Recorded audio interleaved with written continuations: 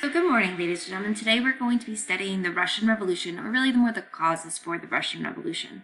A bit of this will be review from our past class studies, but I figure it will be useful for us to sort of go back a little bit to move forward. And so what we're going to be looking at are different moments within Russian history from about 1880 to 1917 that's going to ultimately contribute to the Russian Revolution. So by the end of this podcast, the discussion question I'm going to ask you to respond to is what one event in this whole podcast would you identify as the key linchpin that contributed to the causes of the Russian Revolution itself? So what caused the Bolsheviks to be able to prevail in the Civil War, gain control of Russia, and what overall were the causes of the Russian Revolution, and why was one moment more important, more significant than others? So each one of you, I'd like you to choose one, post it as a discussion board comment, and then you'll respond to one another. So for now, let's just discuss Alexander II, right? So this is where we left off last time. Alexander II was the Tsar of Russia until from 1855 until 1881. He is the Tsar who will be assassinated. He once the Crimean War, once his father passed away, he immediately pulled out of the Crimean War. He saw that as a losing battle, and then he tried to be the reformer. The Tsar who was the reformer.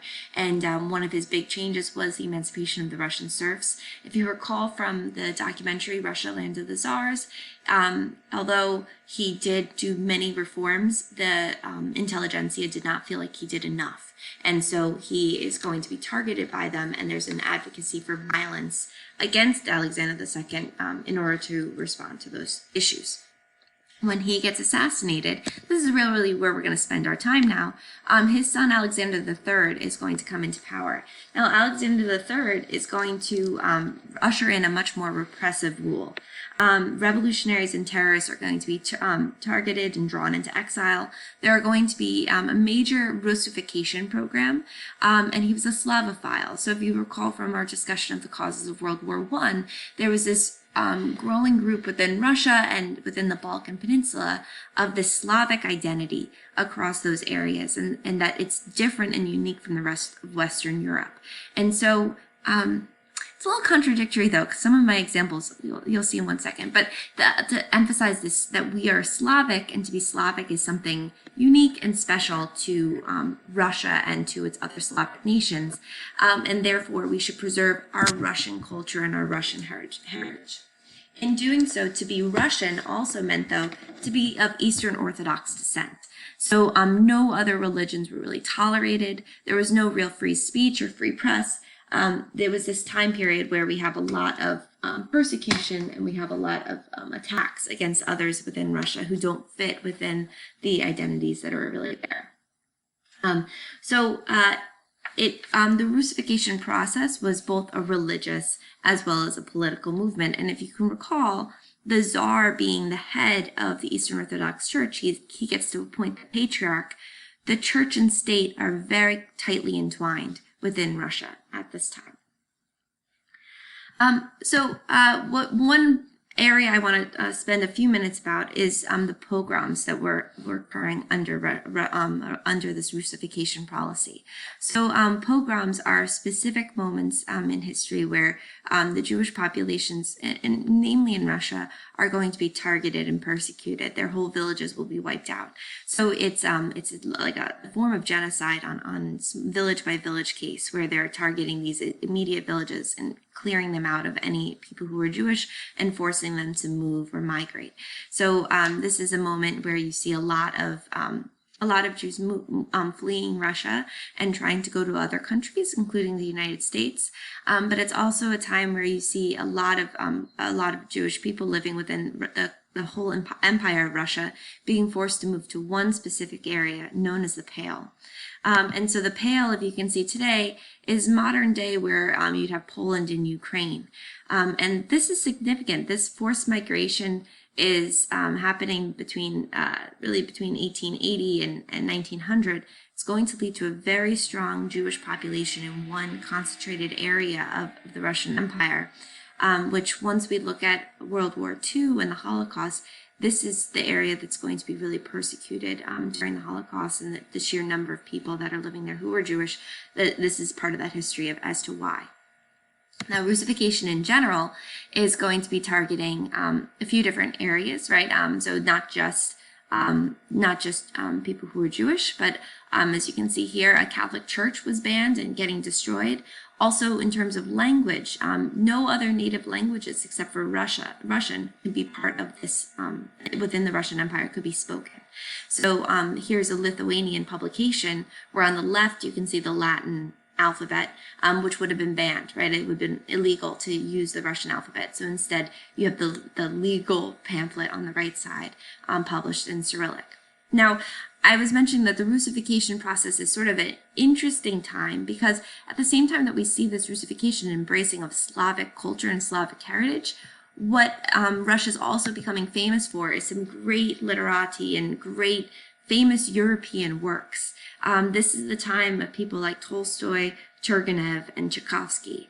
Really great writers, famous people that are very popular throughout all of Western Europe. And so, on one hand, the Russian culture is getting embraced by the West. However, on the other hand, what are they doing? But they're recreating Western forms of art and culture. So Tchaikovsky is a great example. He is making the Russian form of ballet. So sure, it's an example of Russification, that he's Russifying something that was from the West, but he's still adopting a Western cultural practice, modifying it for a Russian audience and Russian culture, but then exporting it back out to the West in a way that's familiar and exotic all at the same time. So this period of time is sort of a complicated time where the elite are still very Western, but in a Russian way. And the poor are still the poor. And so we see a separation there. While all that is happening, there's also a flood of Western investments within Russia for the Industrial Revolution. European capital is really starting to change Russia. There's nearly $4 billion going to railroads, factories, mines. The generation before 1914, and the people generation there, railway lines will double in Russia. Telegraph lines will go 5 times as many. Exports will increase by 4 times and imports 5 times. There's an immense amount of trade, of growth. Russia's in the middle of its Russian Industrial Revolution. Through this change, the bourgeoisie and proletariat are going to be growing. So your bourgeois class, that middle class, they're going to be, creating a new business professional class that really was never developed in Russia before. And so this is going to be able to create a group that will actually be able to form their own political party, their own identity.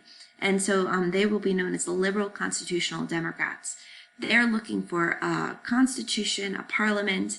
They're not really interested in workers' rights. They're interested in their own rights. They're typical of, if you think back to the French Revolution, that bourgeois class, that new wealthy elite who are looking for representation for themselves, not really considering that there's this whole large mass below them that are also demanding rights and privileges. The conditions are extraordinarily poor for your working class. There's no strikes or unions being allowed. Factories, the working conditions in factories are intensely concentrated. Nearly half of the proletariats in the factories were in settings of 500 or more workers in one space. So there's just lots of the humanity in one compact area. It's very large within that proletariat. Now I'm using that word proletariat, that's your working laborers. So people who are working in cities, laboring in industrial fields. You still have within Russia a large peasant class, and Russia remains predominantly agricultural during this time, so in the lead up to 1914. 4/5 of its workers are going to be working on the land in those mirs. Once the serfs got emancipated, they were living in those collectives in those mirs. And those people living in the mirs are paying extraordinarily high taxes, plus those redemption fees to pay for the land that they owed to the landlord in the first place. So you see this, they're just totally indebted to the people, and they're in abject poverty. And so this farming population is going to be really bearing a disproportionate disproportionate share of the cost of industrializing Russia. Peasants themselves are also looking for land to grow. And there is a group that is able to increase in some of their wealth, and they'll be known as the kulaks. They will have, kulaks is spelled Kulaks. They are going to be slightly wealthy peasants who own small bits of land, and they'll be able to hire landless laborers. And because they're sort of exploiting them, they're immediately disliked by all the other peasants, right? Once you own a little bit of land for yourself and you have a bit of wealth, you're broken away from the mir. You're no longer part of that community, and you're going to be hated. You're going to be viewed as the enemy. The mirs themselves are flourishing. They're a sustainable system at this moment. And so therefore, when we look at the emergence of revolutionary parties, unlike the rest of Russian history, at this immediate moment, the peasants themselves are not posing the largest threat. And instead, it's really the intelligentsia who are going to be viewed as the greater threat to revolution and being the source of revolution. So what I want to now go over with you is the different revolutionary parties and who's there. Right? And for review, I just have here below a link if you wanted to watch the Lands of the Tsars. It's a great series, and this is what you have already seen in our class, but in case you want to watch it again. So Lands of the Tsars, Russia, Lands of the Tsars. The intelligentsia are the ones who are really yearning for violence, and they're going to be justifying violence as a way of achieving change, and that they say violence is the only way. Now, Tsar's agents are going to be able to counter and sort of infiltrate these different revolutionary ideas. In one of the Bolshevik congresses, it was estimated that 5 of the 22 delegates were government spies. So in all of these areas, we have intense secret police, intense repression throughout all of Russia. Now, these different revolutionary groups are going to be debating where can they find their army of revolution. Should it be from the peasants or from this new working class? And so the debates between this are really, were the peasants potentially proletarian, or are they merely just petite bourgeois, right? Do they ultimately just want to own a little bit of land and have their own settled area? And another big question of debate, and which caused split among these different revolutionary parties, was whether or not Russia had to go through a capitalist stage before revolution. Everyone recognized that Russia was by no means ready to embrace its, it was not at all revolutionary yet, right? It was not yet a fully industrialized nation. So there was a question of, do they need to first complete that one stage before they can go through a socialist or communist revolution? Most intellectuals at the time were populists. They had a mystic faith in terror, and they believed in the power of completely chaotic rural masses. They saw the mir as the commune and as the ideal. Also, most of these revolutionary idealists did admire Marx, but they saw the peasants as the source of the revolution and the ability to skip the capitalist stage of revolution because they have the peasants as their group. So now just to go over some specific parties that existed. So the SRs, first I'll just mention again, the CDs are the Constitutional Democrats, which I just described. They're your middle class group. They're liberal progressives. They embrace the Western ideals. And of course they embrace the Western ideals because they're trading with them. This is the merchant class that is owning the factories. They want a system that aligns with other Western countries so that when they're doing business, they're speaking the same language, right? Their governments are functioning the same way. And so they're looking for a Western-style government and a nationally elected parliament. And just as a reminder, none of these parties are functioning in a government sense yet, right? They're all just political groups that are sort of gathering and discussing their ideas and advocating for change. There's no place for them to be voting and forming a legislature yet. So then the two more revolutionary parties that are most famous are going to be the Social Revolutionaries and the Social Democrats. The Social Revolutionary Party, they are similar to, they're more interested in the peasantry. They want to redistribute land. They call for a use of terrorism. They're opposed to industrialization, and they believe that communal life is good, that the mir is a good option. They are also looking for a democratically elected government. So they are populists among the rise in the left wing of the intelligentsia. The Social Democratic Party are going to be formed by Marxists, people who converted to Marxism, and they will form this Russian Social Democratic Party. Young converts of this party include Lenin, Trotsky, and Stalin, along with Lenin's future wife, Krupskaya. Lenin himself, a little bit of background. He was born of upper middle class origins. However, his brother was involved in a plot to assassinate Alexander III. And when his brother was hung, sort of ends Lenin's career going into law, and instead made him very in favor of revolutionary, sort of in idolizing in memory of his brother's work. Lenin, along with many of these revolutionaries, are going to be exiled, arrested. He was actually sent to Siberia in exile from 1900 to 1917, in Siberian exile, and afterwards from 1900 to 1917, he will be spending his time in Western Europe. Trotsky also was in exile. He actually was living in Brooklyn in 1917 at the start of the revolution. So when we look at and this isn't in this podcast, but when we look at the course of the Russian Revolution, the first phase, the February Revolution, it creates a provisional government led by Kerensky, who was actually a constitutional Democrat, and much more moderate of a leader, and they sort of create, and they continue with World War I. And the success of the Bolshevik Revolution a few months later, in November, might seem surprising, right? That so quickly there's this another upheaval, another willingness for a revolution. But also a lot of the leaders of that second revolution weren't living in Russia at the time. They had already been kicked out. So in the time between February and November, it's going to be a time when people are going to be able to move back into Russia to help agitate and organize. That's an aside. The Social Democratic Party is going to be split in 1903. In Brussels, there was a meeting of this party. Once again, they're not able to meet within Russia itself.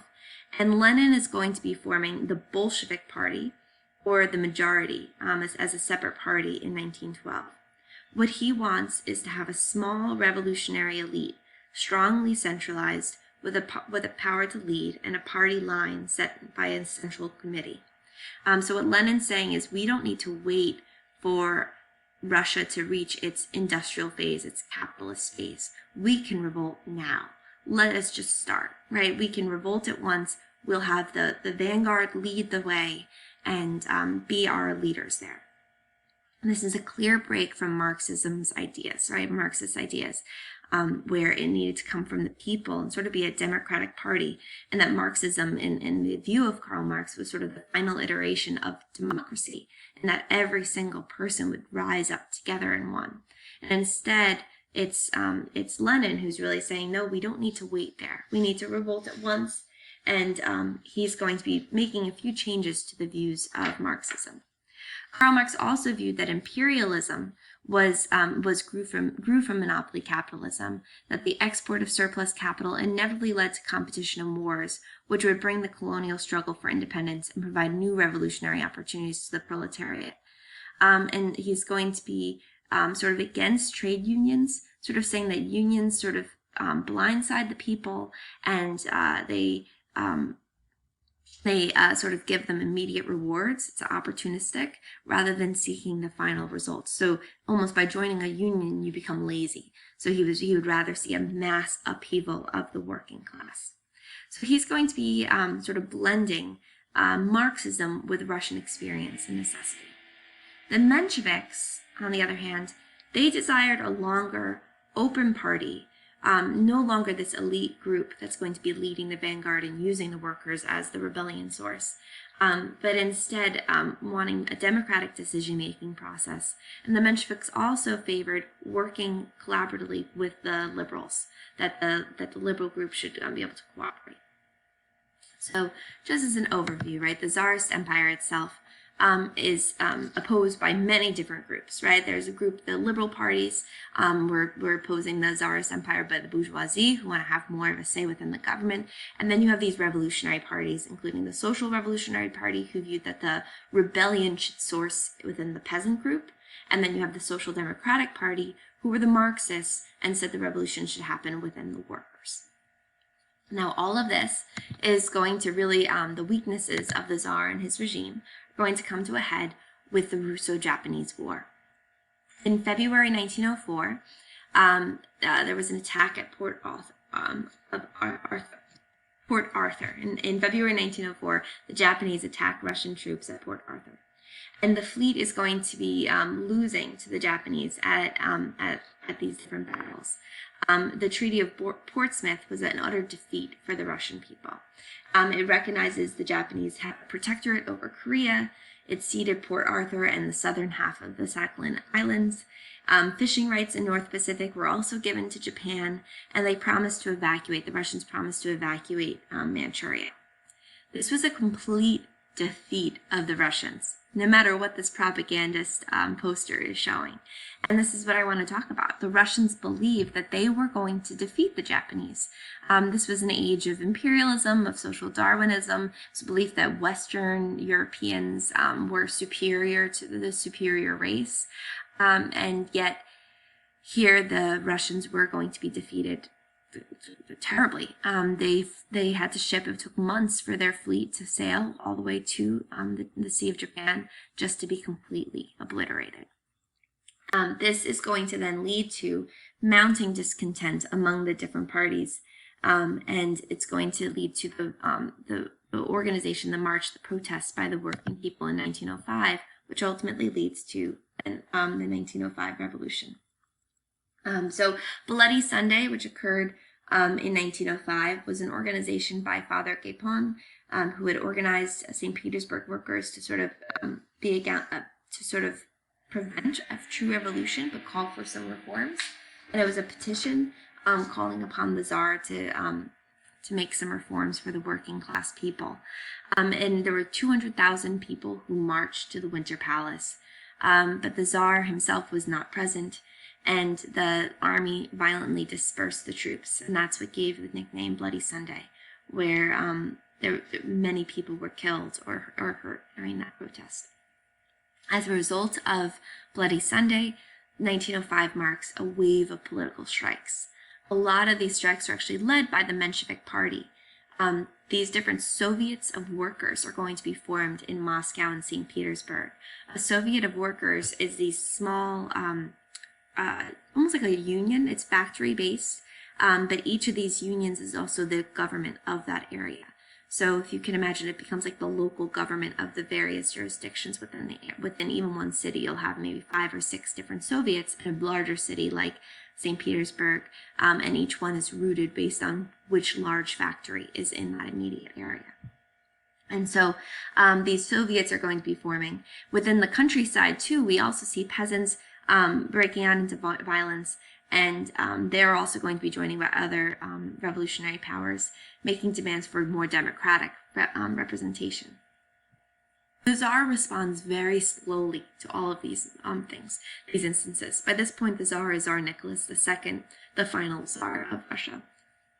And it's not until the Mensheviks call a Great October General Strike that the Tsar finally responds with the October Manifesto. And in this October Manifesto, he forms a constitution granting certain civil liberties along with the Duma. Members of the Petrograd Soviets are going to be arrested, and peace with Japan is arrived at, and army units are going to be returned to the capital to be able to achieve some kind of order.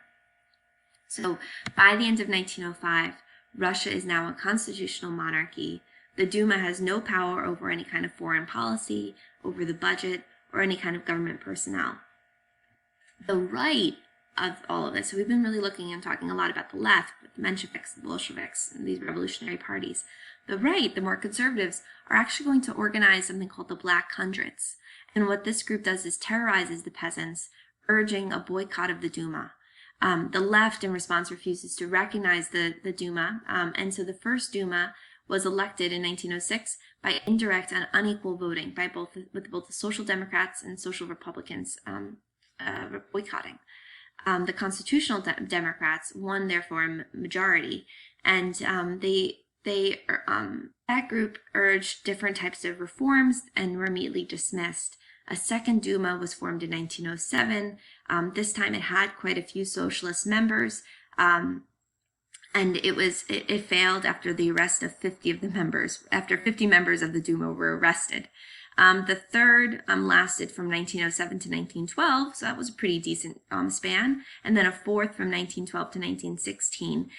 These Dumas are barely kept alive. Pretty much any time that they pass any judgment that the Tsar does not agree with, or any kind of legislation, or start discussing something that's against the lines, the conversation of the Tsar, it's going to be dismissed and ignored.